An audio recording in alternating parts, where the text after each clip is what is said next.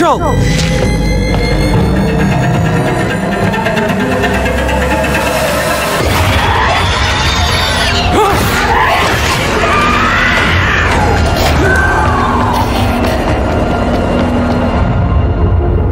Eric, are you okay? What are you doing out here? I was looking for you. We can't be out here. It's not safe. I can't do it anymore, Eric. I can't stay in the Foundation while Faith is out here. Somewhere. Why doesn't anyone care about finding our daughter anymore? I do. I searched for her for days. I know. But it's getting more dangerous out here by the day. We have to be more careful. Think about what happened to Xavier. And Krista was attacked! You're thinking about Krista a lot lately. She's a friend. You're my wife. And I love you. Please, come back inside. I can't. I met a woman in the Withering. She was looking for her kid too. You can't trust what you see out here. No. This was real. I know it. You can't keep going off alone. We have to work together with the Foundation if we want to find Faith. What if I told you I found a way to bring Faith back? Another ritual? It's an older text, darker than the rest of Radcliffe's writings, but it promises true sight. For a price. What kind of price? An eye. An eye? Whose eye? Does it matter? Rachel, you're scaring me. This is what it takes. How do you know that for sure? All of the rituals that we've tried so far have failed. This is different. So either get on board with this, or stay out of my way.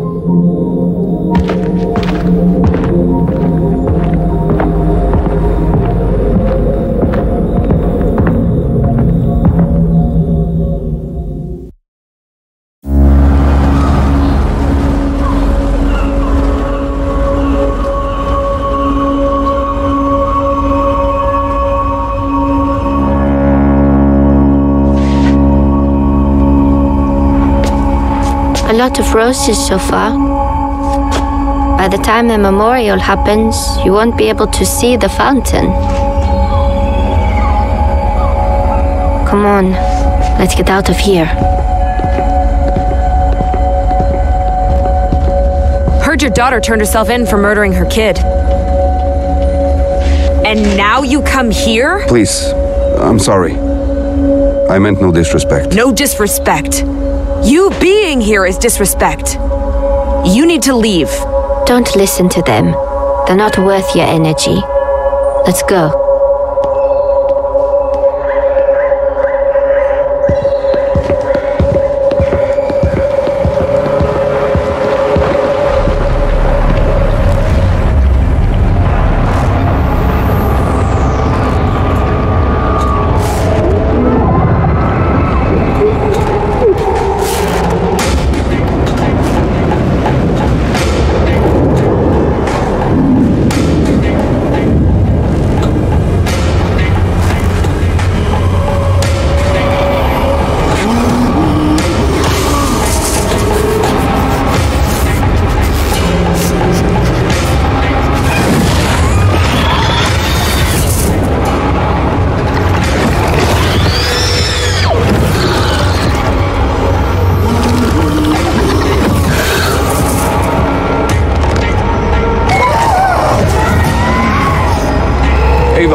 We have to hide.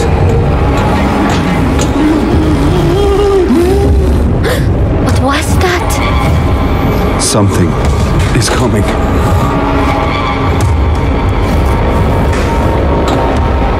No, we need to stay here. I want to see what's happening. I said no. I need to see, please.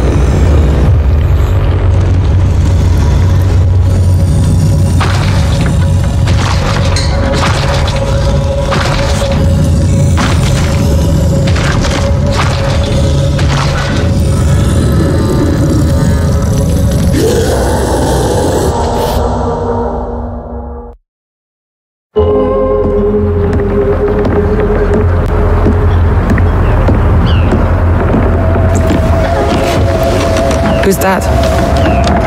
Her child is missing too. She was looking for her. Where? Here in town? No. Here, but not here. It's hard to explain. But I think she's connected to what happened to Orson somehow. I need to find her. It's almost like I dreamed her. But I didn't. I'm sorry. I must sound crazy to you. Oh, really? I have Leo accusing me of damaging his bar when I know I didn't. I don't understand why he would think that. He's either lost it or I have. For what it's worth, I believe you. You do? I think people have their ideas about you, and they're ready to make you suffer for them. But we can't let them. Who's that? I don't know. Wait, where are you going? To find out.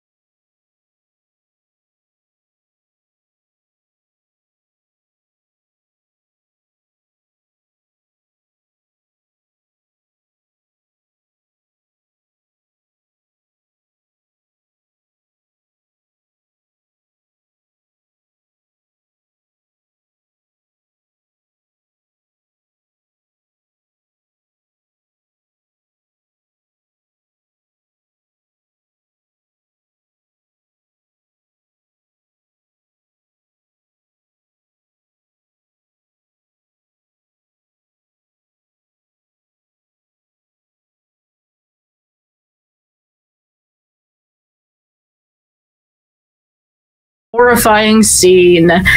So let's take a look at that scene that we just watched one more time.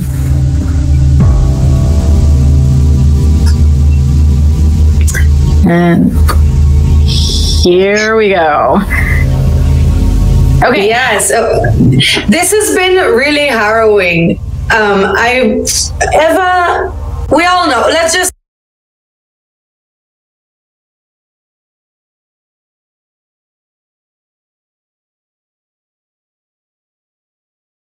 I cannot confirm or deny anything. I honestly do not know.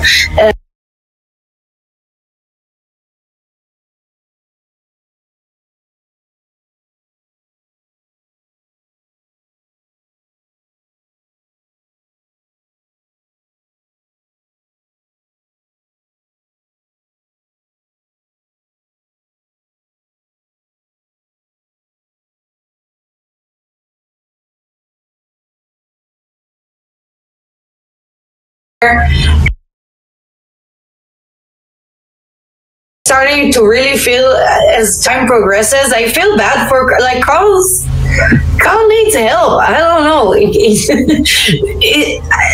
is spooky. Why is she the only one who seems to care about him? Yeah, Carl needs to learn how to ask for help, I think, is step one here.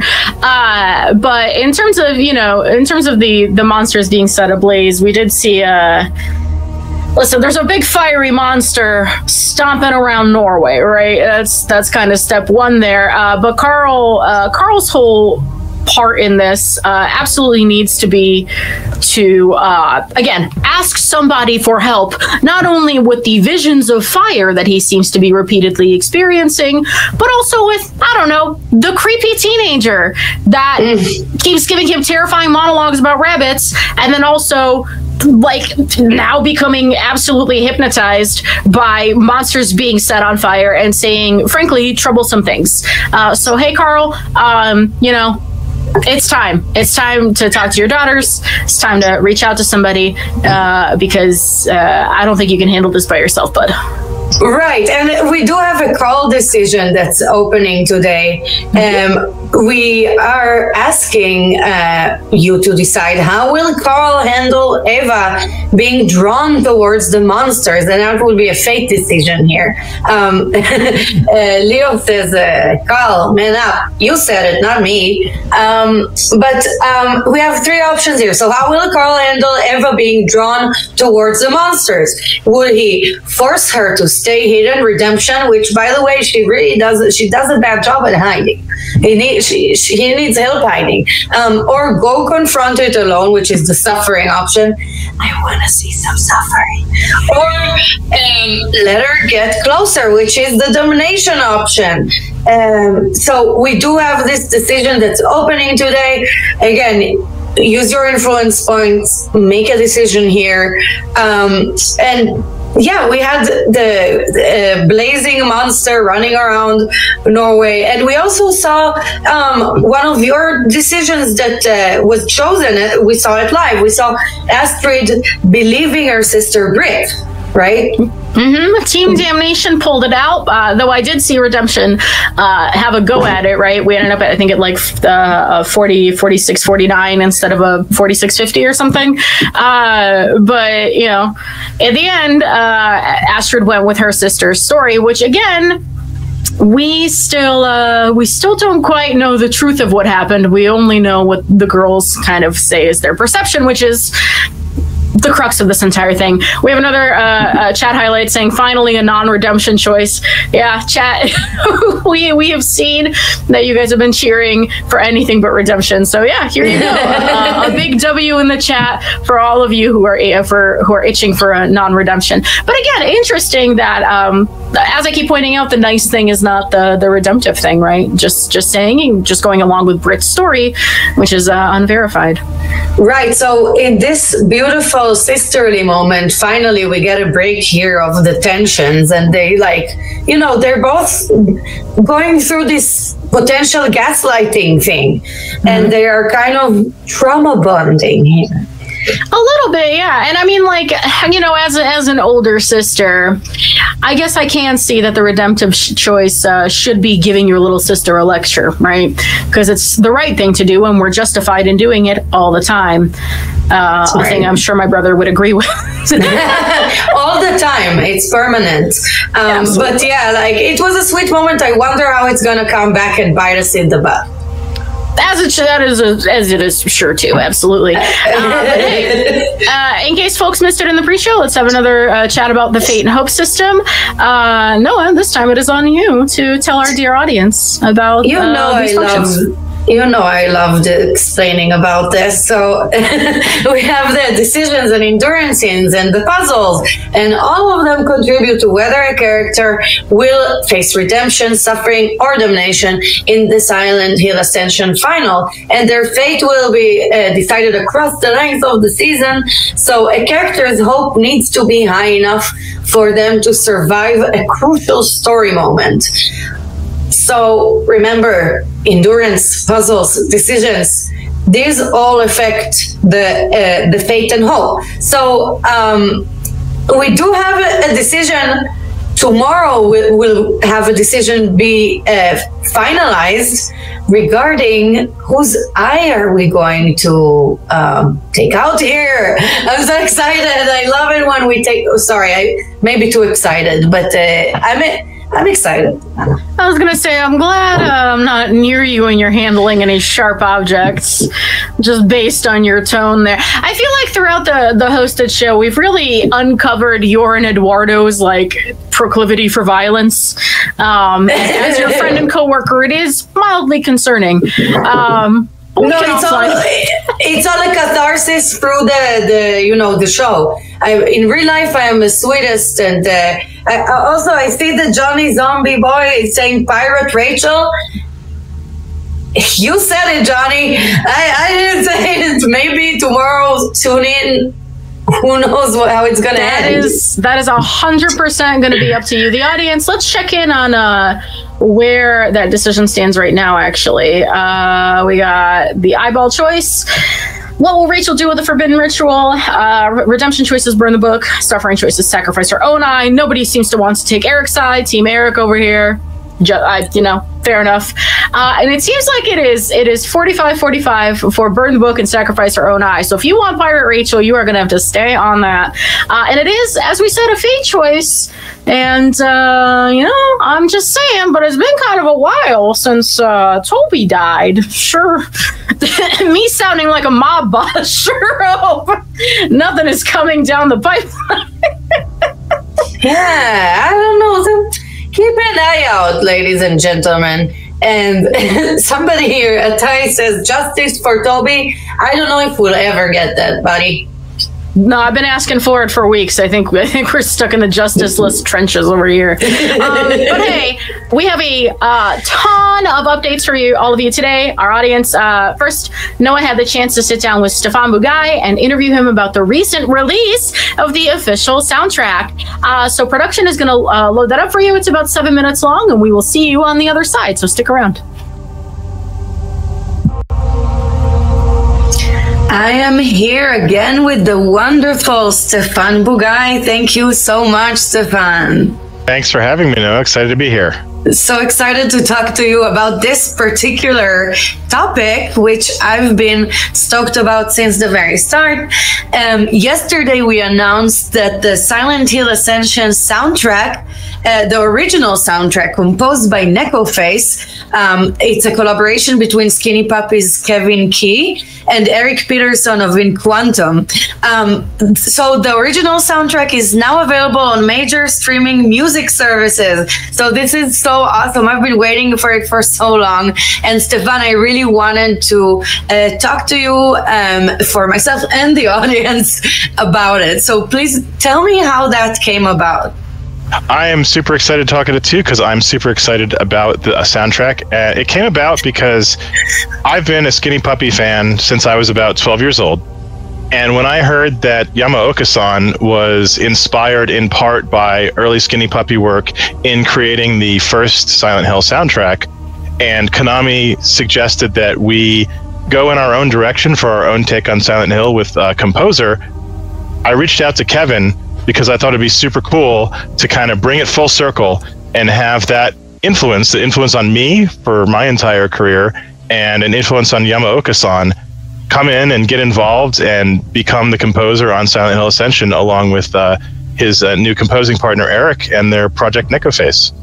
Right, and Eric is from In Quantum, which is also an awesome project, and it's such a dream come true, really. I'm freaking out, and I'm also wearing my, a little goth nod to our beautiful industrial godfathers that we are collaborating with here. And Stefan, tell me a bit about the process. How much was the communication between you and Necoface? It was great. So we basically communicated weekly, and we started working on the soundtrack before we even had final scripts or final cinematics for sure. And so what we did was we'd meet each week and we'd start talking about who are these characters that we have in Silent Hill Ascension? What are the story themes of our particular journey through the Silent Hill universe? And start breaking it down into, we're going to have themes about this character, musical themes about this character, and musical themes about this story theme, our main theme. And once we broke it down into the kinds of songs that we wanted to create for the soundtrack, Eric and Kevin would go in the studio, write some music, send us the scratch tracks. We'd listen to it with Evan and team from Bad Robot, and then give feedback on it. Does this fit the mood? Is it the right kind of feel for this particular character and their emotional journey? And really, Kevin and Eric locked into what Silent Hill was and what our version of Silent Hill was so quickly that very little feedback had anything to do with them not getting a theme or a character journey musically. It was generally more about like, oh, well, we could up the pacing on this one, or more noise on that one, or perhaps we add some screaming to the background of this one, or take this other instrumentation out and make it more stark. So it was really more about pacing, tone, and layering than them not getting it, which was a super fun experience because it was just working with two expert composers to sculpt the exact sonic signature that we wanted for our experience. Yeah, it's kind of suspicious, Stefan, how you arranged the project where you get to do this. I wonder. I'm so jealous. No, but I'm also, this is so great. They really nailed it. It's like such an organic fit, like a perfect fit, and really the influence of the original soundtrack, how it was influenced by Skinny Puppy, and then back, Skinny Puppy getting influenced back by it. So it's such a beautiful thing to see together. And like for other fans, which I'm sure we have here in the audience, like the genre is all about the layering. And Stefan, is there a part of the soundtrack that's like your favorite? So I don't really have a favorite. I think it's all wonderful, but coming from an industrial music background, I especially love the stuff that's got the heavy basses and the drones and the dark rhythms and pounding rhythms and that kind of thing. But the other kinds of moods that we have in the Silent Hill Ascension soundtrack also draw on other parts of Kevin and Eric's careers. We've got the Tear Garden with Kevin and Edward Caspell, which has that electronic underpinnings, but also different kinds of instrumentation like guitar and so on. So we've got a little bit of that feel in the soundtrack. We've got the stuff that Kevin did with Download, a little noisier, a little more ambient in places. We've got that kind of feel in the soundtrack. The stuff that Kevin did in his solo projects, like Music for Cats, Ghosts of Each Room, which feel like soundtracks to movies that never got released. And so that kind of soundtrack feel also makes its way into the Silent Hill Ascension score. And that was really fun because it was an opportunity to work with two masters of composition to draw on all of the different musical toolkits that they have to sculpt the kind of sonic signature we wanted for the Silent Hill Ascension experience. And that was really, really fun. Right. It sounds so like it's as layered as our characters. It really is, does reflect them so good. And I always think about the process, the Skinny Puppy album, when I think about Pennsylvania. It's like, it's such a perfect fit. So, Stefan, thank you so much for talking us through this amazing thing. And I do want to remind everybody here in the audience that the official soundtrack is now out, and you can stream it on music services such as Apple Music, Spotify, YouTube Music, and Amazon Music. So go and listen. I know I'm gonna listen because I love working on my spreadsheets while creeping myself out with soundtracks. Horror soundtracks, to be specific. So thank you so much, Stefan. Thanks for having me. Thanks to the audience for coming with us on this journey. I hope you love the soundtrack as much as I do.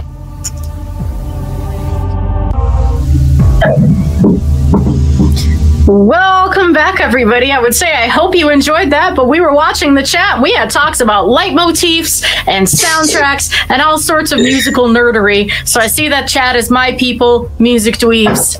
So I'm glad you guys had a good time. And for now, we have some dev updates that Noah's going to read out to you. I'm sure gonna read it to you. So the stickers you see on screen are available for everyone to use. Look at those beautiful stickers. I'm so proud of them. Our team has also made a number of additional rewards obtainable as well as a few extra ones to give you a little bit of extra variety for our return from the holiday break. So let's talk about the Toby and Eric stickers for a second. They're so great. That Toby one, when I saw it in our internal like chat, sent me our team. We had a couple artists that do the stickers. Knock it out of the park every single time. I have never laughed harder. That Toby one, I want to use it at like for business purposes. You know, I don't know if those team members want their names shouted out, but I know who you are. You know who you are, and great job. Shout out to you. This rules, and I'm glad the chat seems to be enjoying it too. But let's pull up the dev updates graphic. We'll start talking about those because we do have some updates for you. We do have main interface updates and improvements. We have view past cameos, and we have new minigame levels, fixes, and improvements. And the lovely Layla will explain more about all of those. Absolutely. So overall, we are, as always, working on improving the experience for you, the audience. Please continue sending us your feedback. Hopefully, you've had a responsive experience with our very hardworking team that handles all the feedback. But we have updated the main interface. I am sure you've noticed there is quite a, the main chunks are still the same, but now when you log in, you really see the show if it's playing, upfront and personal. There is also now a feature to view past cameos. So, if you're looking to look back on your glory days, that is now something that will be available. And as always, we got new puzzle levels, fixes, and improvements. And it's such a special Wednesday, Noah, because usually we just have one graphic, but today we have two. Lucky us. So here's the other part of our dev updates. We have avatar system remember settings and bug fixes, and episodes reordered to optimize catching up, making it easier for everybody, and other bug fixes like player progress, latency, loading screen, etc. Absolutely. So again, overall, improving the experience, that is our priority as we go through the show here. So we've received feedback about the avatar system forgetting settings, and now that has been fixed, obviously. A lot of these are self-explanatory, so I'm basically just going to repeat what Noah said. The episodes have been reordered to optimize catching up, so if you need to go back and revisit something, the catch-up modal is now a little bit better ordered for you. Not only that, but the 7-minute catch-up video lives there. So if you're just looking for like a condensed version of the story, you can access that. But you know what? We've had a packed show today. Got a lot going on. A lot will continue to go on. This was a lot. I know English is no longer a language that's accessible to me. But have been so great about sticking around. You know, we see our regulars in the chat. Don't forget that tomorrow, you know, there's a potential to see Pirate Rachel, as I guess we're referring to her now. That eyeball decision will be paid off. Keep an eye out, you see? Keep an eye out. So if you've been here the whole time, please make sure you keep being here tomorrow and come back and see the show, even though we're not here to guide you, to see how that decision will pay off. But stick around in the app to play some mini games again to raise that hope, get some IP, and we have one final graphic about our next show. Ta-ta-da-da. So, pre-show, as always, Monday, Wednesday, Friday at 5:40 Pacific. Show itself Monday through Friday at 6 Pacific. And this particular Friday, you get yet another interview with the effervescent, the wonderful, the one-of-a-kind Martin Montgomery, one of my great buddies here on the production. But for now, Noah and I shall retire into the cocooned life support pods that production keeps us in between shows. We will be back. Thank you all very much for joining us as always. Have a wonderful evening.